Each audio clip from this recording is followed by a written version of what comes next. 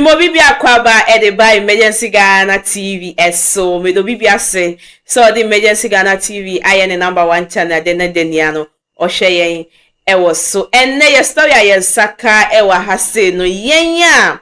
ye ko TikTok na ye ko fa nkofo ya advert TikTok na ye ko fa mo number na ye nye omo kasa na ebe kwa ko wie kire ne ye adwense ebe to bibi efi omo nchen no ebi ababe piemu ha se na ye brother dia sembi ababe dine na ya Super TV na nsema ye nya be ma ne eka no me pese wa ukọ na ukotie mu nsem esanse asem wedie eyefutu sem kese de ma yen ya ye social media so ekọ pekin kofo number eto nyama mu nchen eni ntine ye nsem me ne be kọ ne akwakohwe video no aba ye ba na mabeji wadwenchen so de afa asem we hu asem we die me se eyefutu sem kese pa de ma ye subscribe na like na for comment so eba comment section na ase na shen so enfama afofo ne ko hwe video no net saying e wa cho nyame adumo ye fra saying Emmanuel free na bae wa cho wase o say wawase yo wawase ene na wabepiem so mpan komo yima de ne anyamo a wo me hu video bi o TikTok omoton laptop ena omoton na me testi omo na omo eframe nti me no mo din komo no ena omo ye say delivery before payment na omo ye say delivery before payment me 200 cedis ansa na omo the laptop na breme nti me frame me master born na man na master say saade a me send 100 cedis ni mom ena me send 100 cedis ni mom na me send 100 cedis na chire no ena omo frame say omo kwa okodru bus station or Accra bus station one honom no mo mo deliver the abrem okumase ena master me ka show inside laptop near 2000 ena it is 2000 there we animu nti ma send 100 cedis e be 1009 ena me friend nkofo no say omo no Accra station wo for no say omo hia code bi omo di code be me say laptop no be dru na me ku yi a me kwa akwaje a ombegi da code no ansa no the laptop na ha me ena me friend master bona man no se sa na tie dia me sende 1009 na aka no emo omo prepo ena me sende de me sende ya afi me friend a guy na say or the driver ni number ma me any driver ni videos nyina ma me ene omo nso office wo videos na o de ma me afi me friend a wonfa me friend a onfa and o timi nko driver ni se odru adwo so batek nti no me nko omo station okumase omo station wonu laptop no akakra no odru nti no odru a obefre me amma ba bishi anaje afi me friend bi ma onfa me friend driver ni na onfa na me de call omo station o me call station wona me de driver ni car number na ko kire me de ko kire no mo se an car adwuma wa ha na ofri Accra mpu ebe kumasi ofri Accra ebe kumasi me twen ya be 3 mu hona o ka say mo be 5 no aba bedu mi kodu o 3 afi 3 no 5 abo 6 abo me friend driver ni na won fa biim me tena ho no ma ne bon 9 na me friend master bon na mane na o si me mrafi anu adwuma na ye no mrafi na metena me hwe site me free site a betun wa na mo ama me na o de ehun so mpafo number o TV so ena odi ma me say memra na me ye case e wa hanum na omo em find out e ma me na mintumi enje misika na say me machine every omo no yo na chere say onkoma ani edi uhu number bi e wo TikTok na wonu ma na omo mfonyi etwagu no eno ne niam uhu ne TikTok ni bia na me ba cho laptop nkwana na e wo ma accounts ni mo posti na me hu se obi te hwa ono nso ase o ya action no na ono na o se o de Gideon media na o kate ko no monfra Benjamin fo ni bi ene yeso enhwe so mbe kate ya media na o kate ko no monfra Benjamin fo ni bi ene yeso enhwe so mbe kate ya na yenso so de wono yanka nkire wo mo Benjamin yi home appliance ya mugu TikTok wa me say na Abraham pa wo ya wadwene se mahu week e wo TikTok me kwa akoto na wig ne yesen ye betwe wadi wo ko hu atade me se to na bi ati me ko hu sa bag e di tutu kwan bi na ukondo saying no abobo Samsung laptop na wuto because that be na no HP no na saying HP Core i7 11th generation na ebo no e ma 2008 na no se fabra no na ebo no me bisa ha no no mo se ebo no 2002 2005 it me frɛ o mo no mo se 2000 akra no di ano si 19 one me di ano 2000 pepe di can send 100 cedis and san e ba be send 1009 na it's aso mami misa o range a wo boy laptop no o have price na fall within the range range no it depend na the all can so ko shop an ka ya tseso ama kwa 3000 na Abraham pa bi say ya na me masem o me masem ye simple kra obi wo ho a ade wo ho akoto no ura shop wo ha ebo no ye den eso ene emahia bi wo TikTok he ya ade a eye eno kro besa asrente so nipa na wo share account na chi wonim se wo boa woni laptop bi a wo ton wo beji usikadi na ya me ya sasa nkrofo wei ayira mo beti agrada bedwan na akwakosi kuro bi so a maami bi a ne ho kire ne mma omugu kwa ya ase don na akoku omo na sa nkrofo wei omo ti account achi eje nkrofo sika ne te ho dwo ma bodwusem meza champion bremo na home so appliance for no so omo hwe so mbenya na ye pese ye nso ye frehwe nana ya me dance won say ya tefidie so akanse bebre fa nkrofo a ya wo mu dada nkrofo dwo mu sika so mde nema ebe so bia kwase abadwum eze say ya ti ene bebi ase wuti kuma se abonten so sebi adum wo ho ene kwa de brono bebre obi atontosa ne mai bi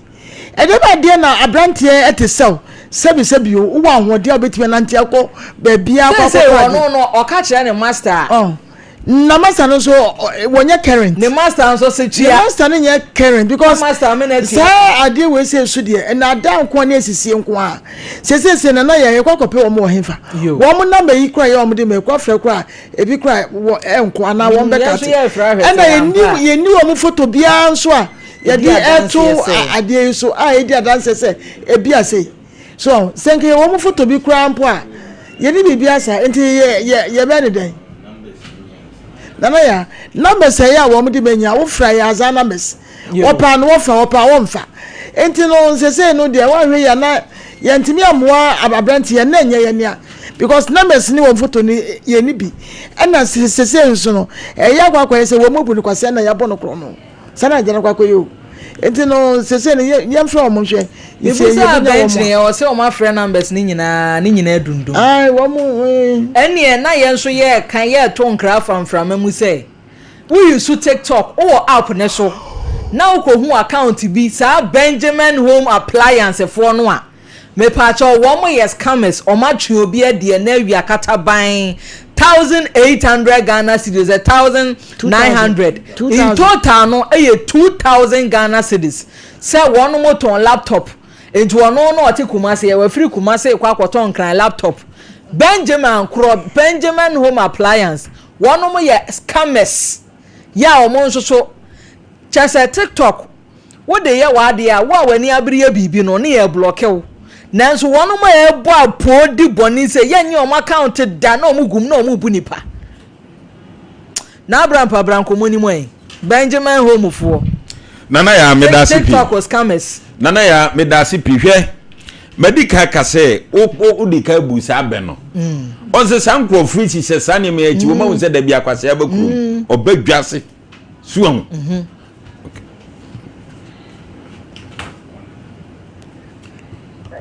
Hello, good afternoon. Hello, good afternoon. Afternoon. Me pacha me nam TikTok na me hu mo account yi nam se nka me pe laptop wato. Okay. Me pacha akra mo wo side be.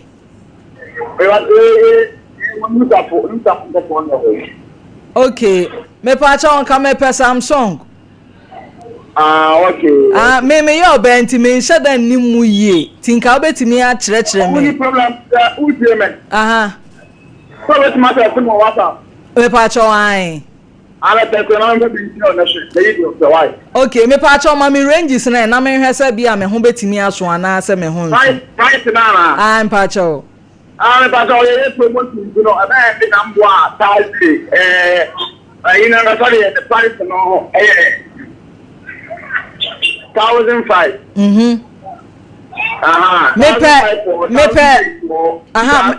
Me laptop na yetimi ebu ma screen ne kwa na chini bi no.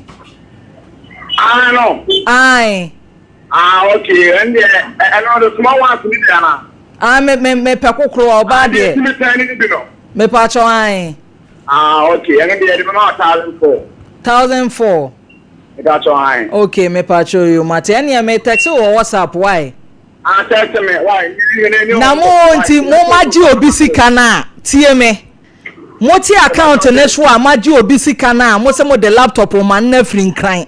Abekuma se a watu 2,000 man fa man nti eye. Benjamin Home Appliance for eye. Software du.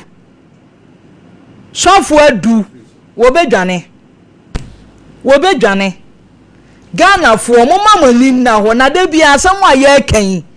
Enya agro chese enya agro ne edio. Enkrofo hyehye fake account achi enwo sa TikTok yi, Facebook kuro yi, na wonu mu bum krofo fa so gi onu mu sikadi. Wo hu se ebu a wo bo no laptop kura ma kire no. Ebi bo 5,000, 6,000. Nenso aka kire me se me de 1,400 CDC. Sende no a wodi bi bebre me ye mu bi ye ka ho nokre a ye mpe ade yi wo fa adum store wo ho ko hwem yi wudi etu aka bantema wo benya bi enkran woni na mu a ye wo shop ahodo na bi wo ho a wo powuram a mi tua na mage ye de amawo wasumu ajo problem ba wo de kokoro mehwe siesie amawo enso so ye Ghana fo ni bi my lady ne kan was se 3 day ye discan be kwa amomage Benjamin yo wahine ma hai hello net say yana dumo yo me nam TikTok na me hu mo laptop bi a me aso me wo bi a manije ho me pa cha wo me pe laptop na yetimi flip kwa na chi no me yoba ka me wo corporate office ya me disie me ba cho na we me pa cha me wo Kumase ai ba sa me wo Bantema ikawa ready da ben oh me pe bi ahwese nka menya mo WhatsApp na nka ma hwe types amowa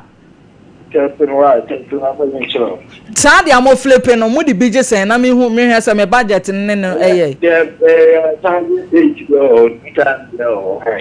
yo me pa cho sa you know me you right there Benjamin Home Appliance on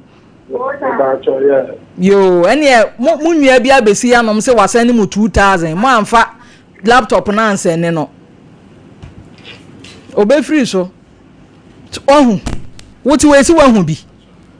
e free na ekwe enya bi da woti asama me ka kire no da bi me to fo na waba experiment ami ye wo master wa hunu bi wo na wa hunu wo na wa hunu we are young ebi asiba ko maybe nsi biom Benjamin Home Appliance for software do Abrantie Emmanuel Boaten on na se matwe na die no wo beko eye yo mu free so me waste me time wo ho dia me pesa abrantie ni sua no eno na mama wa sua no fatu utiri mu fe wo pe bibia boanan ne ko laptop a wo pen type a wo pen nya ne bo no no mimi ntobi mi kunu na beto na me makwatwe da awre wo ho a chinchim ne nsaade mi ntua because killer wo ho betua inti wo ye be ma bia wo so benyina betobi ama wo yere na wo kogina Benjamin Home Appliance kwasani o musika wo yere bebo wo bekun obeka sa wo na onka no kure so wo wasani o musika ama o madi wo te ya meka no na abrampa brem ene de say yaje ani so nana ya yaje ani so me see TikTok no nana ya ebeboa na ebesay ade ebi de aye ne pa bebre na ebi mo nso hwe ya na ye me ya o se sankrofo we da so de tiase didie hwe se wo fire wo mu no mo di go se de wo mu sikasa o se de wo mu si bon komo no o mu wadaje sua kasa na sebi krati kota so ne yatu domo yo kota so akwawe wutime kokotu eye sibre ni ade kwasiafo yi hwe kwasiase mo TikTok wo die o mu so mu do mu nya adwuma bia o mbetena fon so no mo de niam ase ya begu ho na yesisiw hwe kwasia se wodi 1008 be ma laptop atese ne buo so be 40 million ewi esu broni nsa ne kura laptop broni nsa ne kura ho broni na ye video no di we na beto so ana ode ne niam agu ase wo se ye wono a na o mu ti ayi krom ha ye yi o fra wase me wa masaman o fra se me wa hatei krate usika ndi ase si ase ni se onsa nka sika no na de meka me se ozo master so be dai so be bo mu dua okoto na ene ni kusua ya dua no edien na eje mo hyeda ese de amosa ni momo se ba ku din de ese e fe o manya sofo adu wom sofo adu ai Gideon Boaten ana Gideon Boaten ne ye de nananum gya wonum nyina enti media nana ya nyum na metu kachi ne masafo media sisienti ni yekunko so konso ni ehwahwe me ade ami dwo mi wiase ni posisi nipa hwe kwasi ade nkofiti sa eye TikTok ni Facebook ni YouTube eye so mu de omu nya adwuma bia betintim krofon sa adwo sika sa krofon nana ya 2026 awo so mu nyina wu firim awo so mu nyina da ewu firim we bede na wose ya hwe mama ma trase didi Mr. Temple we was so mu trase didi awo so mu firim awo se omuwu efrim kevin for mu to so for mu to maintain no mu hunu ni pai oyi company kura ko masam no edi ankwasi ade no na sebi akoda su ko no ma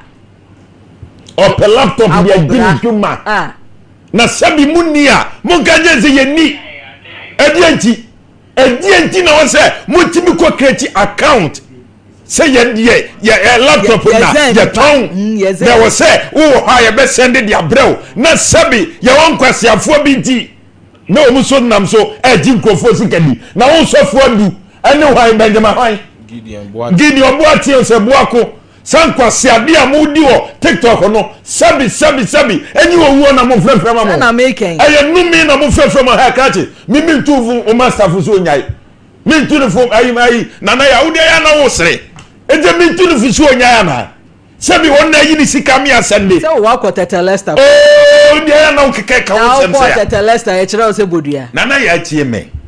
meti wa makami ko bo bidua se wo kire no ya bi onu kra na chese ni master see what snap ni ko sua ana nyame o se de wata ma mehu aegu suahu ana nyame na me be fe ni master so nyai se bi se mike so nyai de na me 2000 no ma no me zutu minya sa ejimi no me ka che master ni se brebra ma amani ama no kwasem onko unananom no fanya wo mu se original laptop we asembe ba kazo modua me ma bie ma no so obi modua ade ani payi yeyi sabi sesu odidie ne ene ne 2026 yimu apapa fuowu na nkwasi afuowu eda so da tiase eti sinkrofo edi o musika fro mu nsem na na ya asem ya kana he asem wei ehefa ne ka no na mi kan tire Ghana fo se hwihwuma de ekosoro eya bi hia nyansa sabi ebi hia nyansa na ya sabi medical bu be se nye kota so na ya pin kontru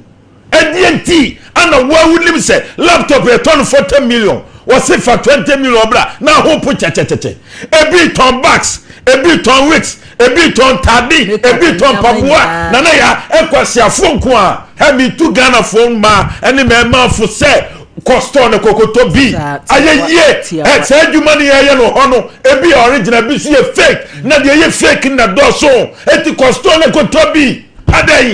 adai na mo be suagu ye so ne ya chentem e kasa ye kwa wuntini sankwasi ade we bronya so ya ma bronya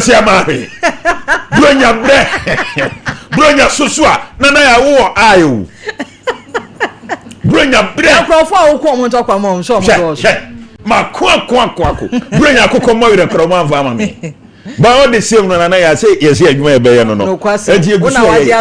wo na wa shabata kan kase yes obey enti mesre sankrofo we ma wo so mo firim mo robu wo mo firi wiase media me ko twitu antwese kan twa agyan mo de mo robu wo nana ya mo de mo firi razor sa na wo pepa ni say ye no wo say no sankrofo sofo adu ni hwa mo no ense so mo di 2026 teso mo ko so asisi nkrofo wo ya fa master number ma mo ate na me mfra no ugo se mo o mo ba ko obo ne say o de snap no ne kusua no ku nsuo mu o ko nsuo be subiri mo yitu an yanti no me friend born amane no tin nsuo na brampa o de ko ho no wo so de eja wa be kan ni nana ya me do bibia se so jibre ma yekohwe video no eba ye na se na midi kan ye no asem wedie futusem kese pa e de ma yen ya yekọ TikTok na yekọ picking kofo number omo ya advert wo so na yekọ picking omo number na ye ne omo kasa o me pata we me pese na oni nipa na kasa na nipa no etwiwedi ene de ya papa because nya be me ya asem a woka no o sin kofo na ka chene se den payment on delivery. It's a wait less or more the idea ne be one son away then with yaka a strategy. Medofo a strategy. Ni baba be catch or be son of a catch but first starts no so the 100 cities and ever started and they are sending 100 cities sending say ube one said what sending sikani near their money. It's yen ya be me ya some more their banner say. Ya chinedi TikTok okohu TikTok eno ma chinedi obi wo ho no ma videos o de be ba beto wo no enye ni videos o obe hu ne se o show ne ni enye ni videos o wan hwa obi page so eno wakwa chinipa ni video e dia beden e dia ba beto so nti yen hwe yie TikTok ne die ebi mu edi no kre ba enye omunia 11 ene di no kre ba scammers no doso e wo platform no enti yen fa asem we enti yen hofo yen ya hwe yie pa e wo sa asem we hu edi ankofo no e de wo platform no e Benjamin Home Appliances meslew munya hwe yie emfa maye esanse TikTok ne die nkofo na e wo so ade TikTok na ija yeni ayehwe ehwa na yeji yani ohwa na ye bibia wo ho but omo di no kre no omo ye 11 nti yenhwe ye yenya hwe ye kese pa mesremo yenya be mai oya na adwen se nko towo ni mpatem a ka weni ayenko si weni a enko ba no doing so turn low price but onim so omo the fat car be do ho no ma the same price as baby an no one e no mo chinedi anko onima mi hu yanka na kechi nanko ye na doing so to baby owo na ka we nia emma ohun ni se baby owo no ne bo edin nti we hu bi e wo TikTok enti no ono no awesimu an wo mu ne se nkofo no ka se payment on delivery to omo de be bill like omo de be bill ansa na why dey wetu akaba no onim say a process of scamming him no onim sisi ani ye friend of no mo mfa me ha ho number no enye no because omo number beto ho ofle 1 2 na efe ja so omo nya dela nti omo nya ye dela ni de awie pe number no eye invisible nti no yesremo munya ahwe yie emfa maye mumfa asem we story we mumfa ntum hofo mo amuhu bibia na kill mo amuhu bibia na say mo amuhu bibia na say ebi mu ye real uko app no so na hu omo a aya mu hwehwe mu yie obi wo ho no ma obe posti ade a na we doom message side no we doom hono enti no obi antimi be de embe testing the message bia nkeka na adwe nkyere omo anaso obi mbeka say na omo ye scam na omo ye say enti na most people no ebi mo doom omo message side no ena ebi mo wo ho nso a ukọ ni videos mo bo se ni videos no nọọso kakle bi pe hweye ya hweye because omo chichi videos no efi nkofo nche no aya no mo videos no nọọso scammers no ebi no obi wo ho nso abe picking the number na wa testing no online because of so nim say oh guy we ye benya ni sika na say lady we benya ni sika ntino na wa start ya posti WhatsApp status ntina nso do owi ayede ahyem na obe wie no na osika no ahye nti yemfa asem we enti ye hofo aha ena mede mu ebesi na meka osa ha egusu aye Emergency Ghana TV subscribe na like na for commenting so eba comment section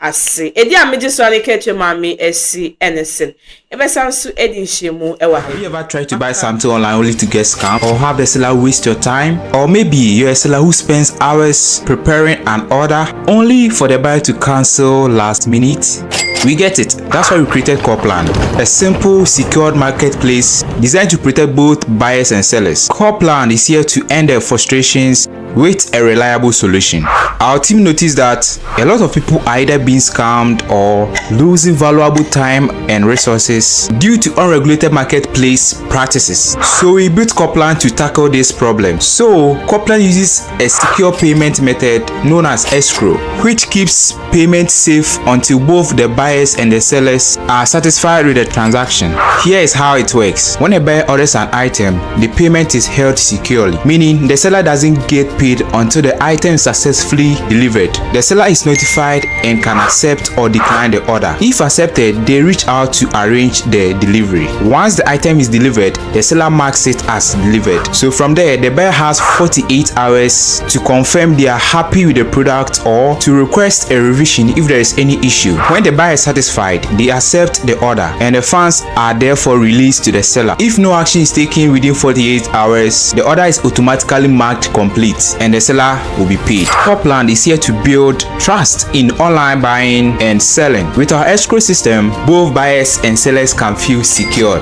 knowing their time and money are protected. So why not try Copland for your next online transaction? Visit us at www.copland.coplandtechnologies.com.